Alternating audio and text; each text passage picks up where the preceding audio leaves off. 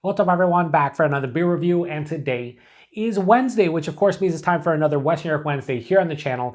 And this week I am posting two separate Western New York Wednesday reviews of beers that are brewed with maple syrup. And the first one comes from the War Horse Brewing Company, and they're out of Geneva, New York, and this is their Pancakes with Churchill, and this is the 2023 release. So they're calling this one a maple coffee stout, and on the side of the label it says natural flavors added. It comes in at 8.6% alcohol by volume, 25 IBUs at the time of review.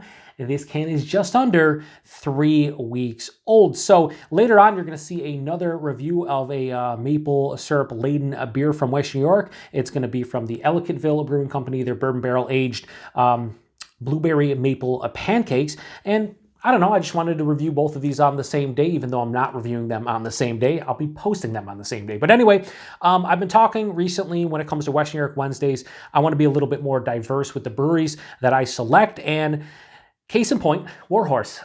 It's been over 3 years since I reviewed something from them on the channel, which is ridiculous. Although we don't get great distribution of their stuff here in Buffalo specifically, I can pick their stuff up. So, you know, I need to review more of their stuff, and I thought this was a good beer to grab. So they have a base beer called Breakfast with Churchill, which is a oatmeal coffee stout. They have the nitro version. I think they have a non-nitro version, and this is basically just with a maple added. They have a spiel here on the side, which we'll read because talks a little bit about the beer. It says, "You don't lead England through World War II and get named the greatest Briton of all time without making the absolute most of every day." For the old man, that meant starting with breakfast, where he would eat, drink, smoke, dictate speeches, read 8 papers, and hold his morning meeting. A most mapley version of our popular Breakfast with Churchill, Pancakes is brewed to be enjoyed any time of days. Malts, 2-row oats, midnight wheat, chocolate, and Crystal 55. Hops, East Kent, Golding, and Bravo. Food pairing, poached eggs, toast, jam, coffee, and milk, or it says coffee and milk. Correction, coffee and milk, grapefruit, and a whiskey cigar. Special ingredients, 1.8 pounds of coffee per barrel. Music pairing, the Stone Roses.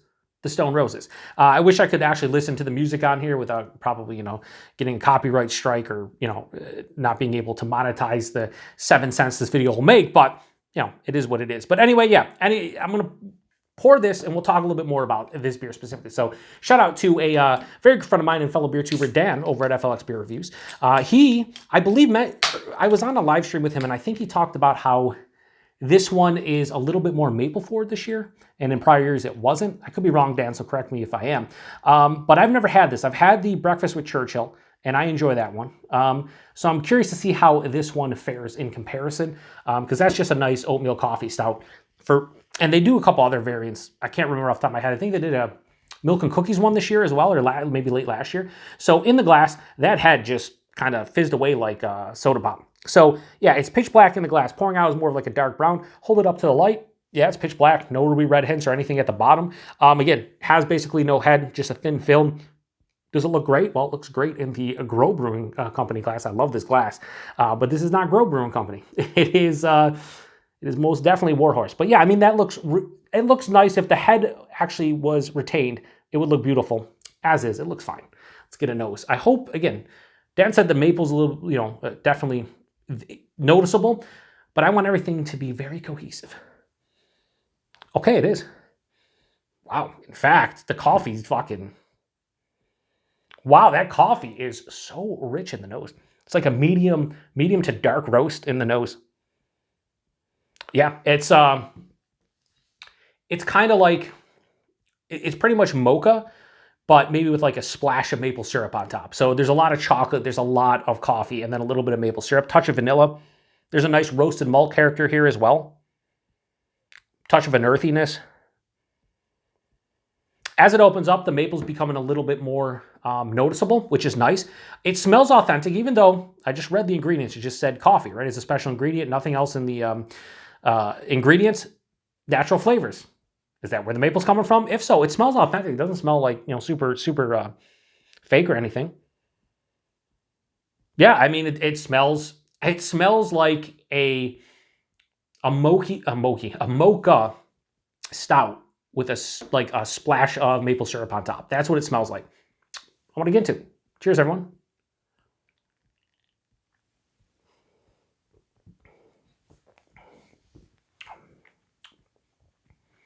I dig it.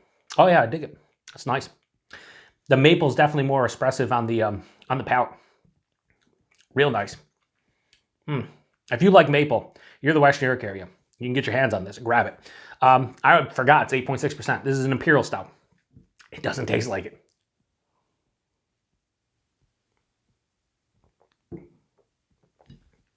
I think the body is a decent amount thin. I was gonna say a bit thin. I think it's a little bit more than that. It's like medium body at 8.6%. I would say this higher side of medium, lower side of full. More higher side of medium is appropriate, sub 9%. It is a little bit thin on the palate, which is a bummer. I want this to be a little bit more thick. It doesn't need to be thick and chewy, but it's a little thin for an almost 9% beer. The mouthfeel, however, while it's mild to moderately carbonated, more approaching moderately, this does have a nice smoothness to it, a little bit of creaminess, probably from the oats. I don't think they're using lactose in here to help anything out. Because I think if they were using lactose, this would turn into like a overly sweet kind of beer, which would not be welcome to my palate right now. The taste, right up front, lots of coffee, lots of roasted malt. There's a like a bittersweet chocolate, and that all intertwined, so you get mocha, like a roasted kind of mocha kind of feeling. That is omnipresent throughout, basically like roasty mocha. The maple syrup hits right after that. And again, to me, it's more an authentic maple. It doesn't taste fake like a table syrup. And it's restrained to some degree, but it's very present as well. So I think they've kind of, they've balanced it out enough on the palate for me to not say, oh, there's too much maple in here or there's not enough. I think it's perfect for what I want. There's underlying like a slight like dark fruit, maybe vanilla. Yeah, a little bit of that. But this is really about the roasted malt, the coffee, the chocolate, and the maple. And there is no chocolate in here, and it's just coming from the malt along with the roastiness. But I think the coffee itself is playing a huge role, as is the maple syrup, and something called Pancakes with Churchill, and they call it a maple coffee stout. I get the maple, I get the coffee. That's kind of what I want. It finishes semi-dry with a nice mild to moderate bitterness. Again, it's definitely a little bit sweeter, but it's not cloying or anything. Yeah, I mean, it is sweeter, don't get me wrong, but not over the top. The scary thing about this is 8.6%, and outside of like a warming into my, like it's more into my stomach, like my chest into my stomach, I can't tell on the palate because the body's thinner. It doesn't give off that like imperial vibe to it, even though it is. So it hides the alcohol pretty well. If I was doing this blind, I'd guess sub 8%, 100%.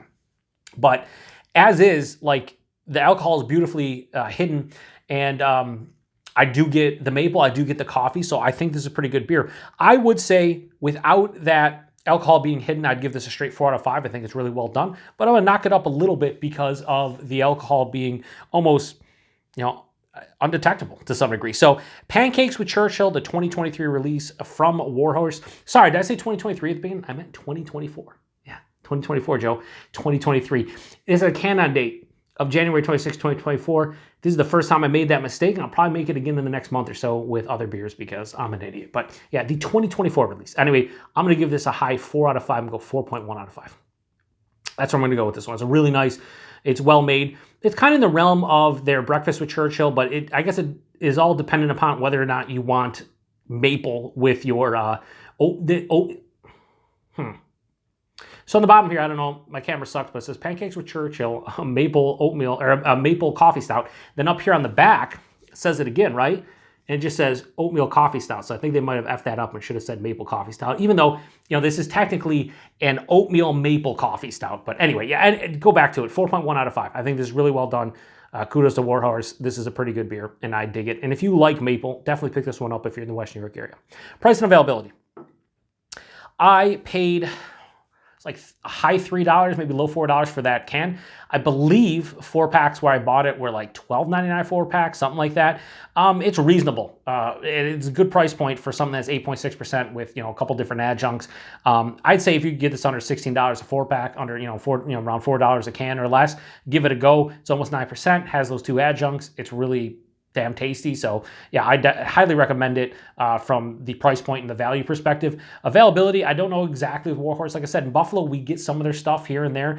Some places I go to will have it, some others won't. If you're in the Finger Lakes region or if you're in Rochester, you can definitely get their stuff. I think they get distribution throughout New York State. I don't know how far that distribution is, but definitely if you're in like Western or Central New York, I'd imagine you should be able to pick up their stuff. And yeah, really good beer. Like I said, need to review more War Horse stuff, so going forward I'll definitely pick up something else from them this year and give it a go at the very least. So if you've had this one before, post in the comment section if you had this and the breakfast with Churchill. What did you think of the two? I think it's really well done. I love that the maple is not it's noticeable but not overkill, and yeah, can't wait to try out some more from them. So again, be on the lookout later on for another maple laden beer from West New York, Ellicottville, bourbon barrel aged blueberry maple pancake. I always want to say maple blueberry pancake for that one, but it's definitely, I'm pretty sure it's blueberry maple pancake, but we're going to review that one and post 2 in a single day because why not? Anyway, check back next Wednesday for another West New York Wednesday. Appreciate it. To the next one. Cheers.